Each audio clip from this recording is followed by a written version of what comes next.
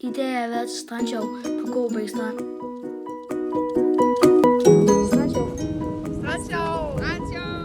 Jeg hedder Bjørn, jeg er 8 år, og det er mig, der lavede den her video.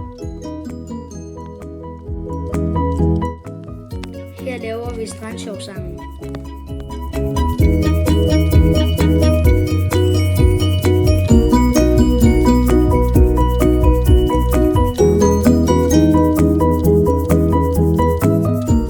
Der er 3 temaer. Et om dyr, et om livredning og et om leg. Jeg har lært om de 5 badeområder. Det første er, at man skal lære at svømme. Det andet er, gå aldrig alene i vandet. Men det tredje er, læs vinden og vandet. Det fjerde, lær stranden at kende. Det femte, slip ikke børnene i søen eller dine forældre. Du kan læse mere på respektforvand.dk. Det var mega sejt at lære om livredning, men det sjoveste var nu at lege i vandet. Jeg glæder mig rigtig meget til, at jeg skal på strandshow igen i morgen.